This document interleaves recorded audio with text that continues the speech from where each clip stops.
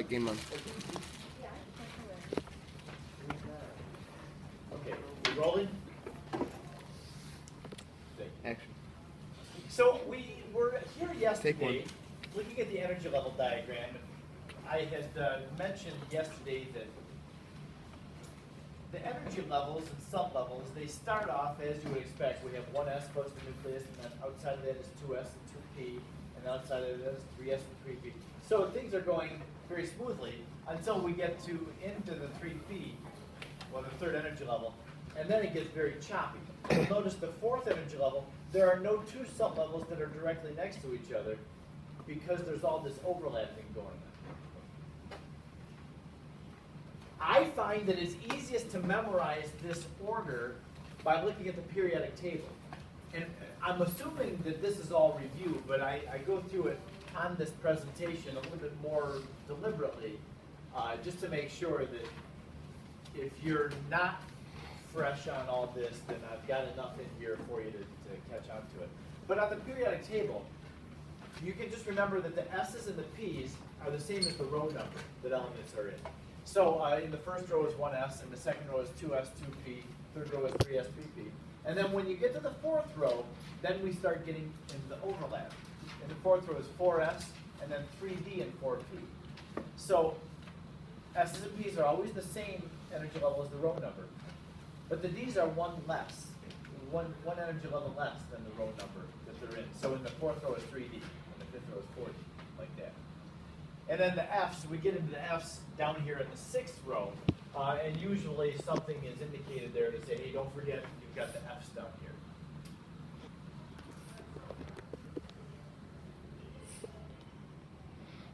There is another way. Some students say that they love this other way. I find it a waste of time, frankly, but there are some that say that this is a great way to do it. This ordering is called the Aufbau principle, how you've got the order of 1s, 2s, 2p, 3s, 3p, 4s, 3p, like that. If you write out each energy level, we have 1s and then 2s and 2p. Each energy level and what sublevels are in there: 3s, 3p, 3d, 4s, 4p, 4d, and 4f. And I'll do one more: 5s, 5p, 5d, and 5f. Like that. Then you could just do these arrows, and starting with the tail end of the arrow, going through the head of the arrow, like this, and go every single diagonal line that you can hit. This gives, so I have a 6, isn't it? This gives the order of the energy sublevels, if you can't remember from the periodic table. I really hope that you can use the periodic table, though, and you find this to be a waste of time, because I think it is. So you got 1s and then 2s, 2p, 3s. That's the order that they go. And then after 3s, 3p, and 4s. Then come back to 3d, 4p, and 5s. So like that. If I don't know, this is more of a Chem 1 thing. Did you learn this in Chem 1? Did you see the order of those? No. Those of you that have seen that before, did you find it helpful? Yeah. Okay. Well, that was for you. Wow.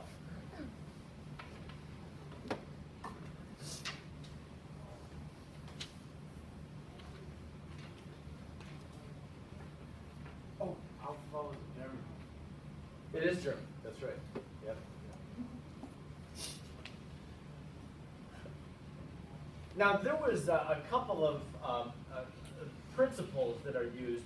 We have the Pauli exclusion principle with respect to quantum numbers. It says that no two electrons in any atom have the same 4 quantum numbers. Every electron has its own set of 4 quantum numbers. They may share some of the 4, but no two are going to have the same 4.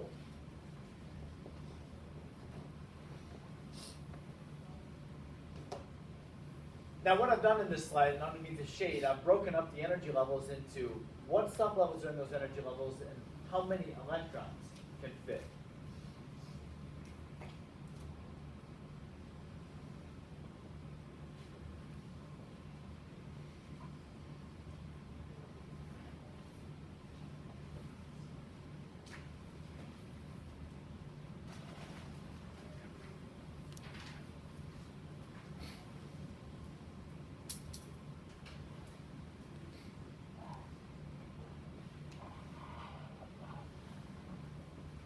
So in the first energy level, there's just one sublevel, and that's 1s.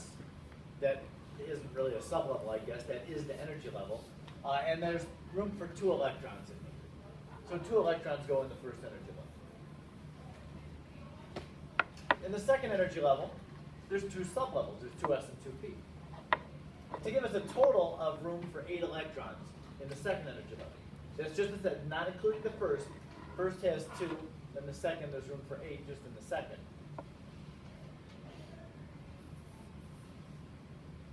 How many in the third energy level? What's the room for in the third? 18. 18, that's right. Well, I think you're pretty sharp. In n equals 3, the third energy level, there is 3s, 3p, and 3d. There's room for 2 electrons in 3s, 6 electrons in 3p, and 10 electrons in 3d to add up to give 18. So there is a formula to generalize how many electrons can be housed in each energy level. What is that formula? Can you tell? If you know n, how many electrons go into that energy level? 2n squared. That's right. Did you know that one too, Eddie? So yeah, given the n value, 2n squared would be the number of electrons that could go into that energy level. So in the fourth energy level, there are 4 sublevels. There's 4s, 4p, 4d, and 4f. That adds together to give a total of 32 electrons. 2 there, 6 there, 10 there, and 14 there. Add together to give 32. So take 2 times this thing squared to get the number.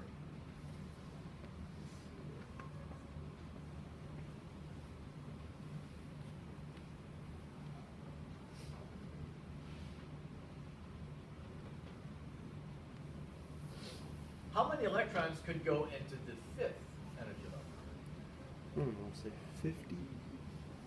50. How can there be room for 50 electrons in just the fifth energy level? It's pretty big. How would it be broken up? Isn't there 5s, 5p, 5d, and 5f? 5G. Theoretically, you can have a 5g. Yeah. G would be where L equals 4. So L equals 0, 1, 2, and 3. So if L equaled 4, then we'd have a 5G. And there would be room for 18 electrons in 5G, which would add together to these other ones to give 50 electrons.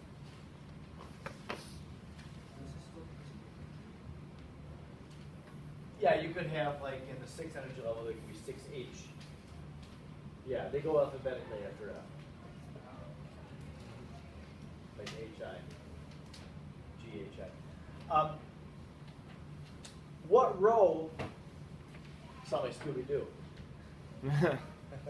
What row of the periodic table would 5G go into if the periodic table was bigger?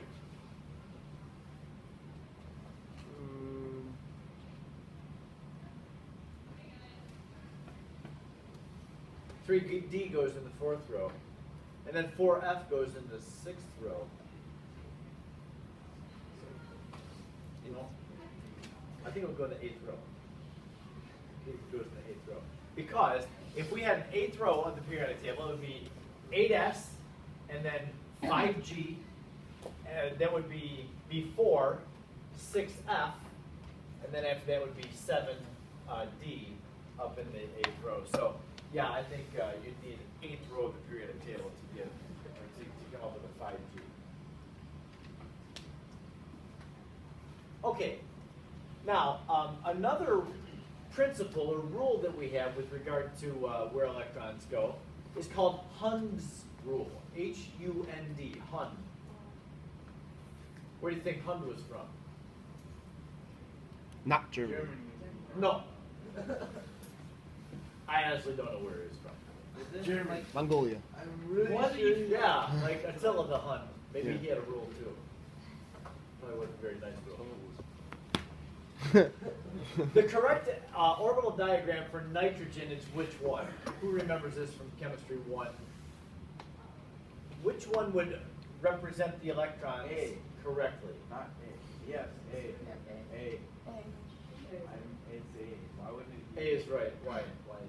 Everyone gets one before the second. Yeah, when you have multiple orbitals like this, put one in each before you make any pairs. Yep. So you may have been tempted to say B, like up, down, up, for the 3 and 2p. But because of HUND's rule, when you have multiple orbitals in a sublevel, those are called degenerate orbitals. They're the lowest energy if you put one electron into each. You kind of spread the electrons out. When you pair them up like this, there's a bit of repelling going on. So we try to spread them out as much as possible before we have to pair any out. Why not D? Count the number of electrons.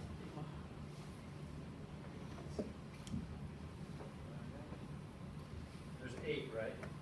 But nitrogen only has 7 electrons. You have the wrong number of electrons. So nitrogen has atomic number 7. It's got to count for 7 electrons. So that's the most spread out. Sir? Do you have to start with a positive spin first, or can you do either? Always positive. Well, that's just by convention, so we all have the same thing. We always start with positive first. Yep.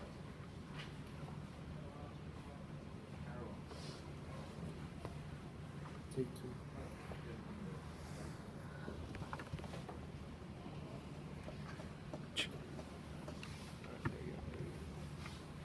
Yes, So take 2 pin. Take 3. Yes. Yep. Put one up arrow in each one. Where is the camera?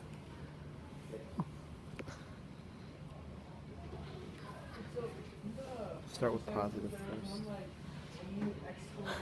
Don't mess up. Yeah. Oh no. No, you don't have to know what that looks like. Just know that that's one of the d orbitals, which can hold 2 electrons.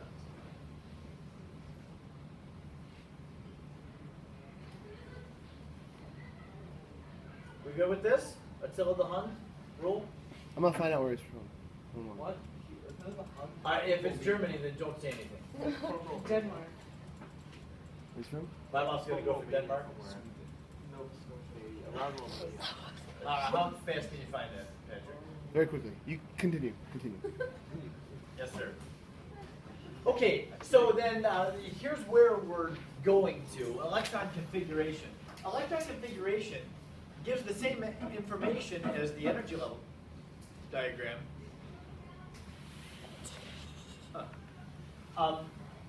But it's a shorter, more concise way of indicating where the electrons are in there. Carolee? She has nothing to comment. Nothing to comment. So, this is a notation that we use a lot. What? You've seen this before, so I'm not going to try to teach it to you as if this is the first time. Fluorine is our first example here. Fluorine, when you look at its atomic number, it's got 9 electrons. So we need to account for where the 9 electrons are. Well, the electrons start close to the nucleus, in the 1s. I don't know what you're up to, but it's not good. And fill 1s, and then go out to 2s, and fill 2s. Keep doing that until you've filled all the energy levels and you've exhausted your number of electrons. So for fluorine's 9 electrons, there's 2 electrons in 1s, then it's full. Then we go to 2s, fill the 2 into there, then it's full. Then we go to 2p, and there are only 5 more that we need to account for, so they'll all fit into 2p. So the superscript there is not a mathematical operation, but rather it's just an indication of how many electrons are in there. Patrick? Do we need to write out the full thing, or we just read the last term? You do need to write the full thing. Okay. Now there is a way of shortening it, and you may remember this from last year. The next one that I have, this one is too short anyway to shorten. But you can imagine, this is only 9 electrons. What if you have 70 electrons? Then your electron configuration becomes very long. So it would be nice to shorten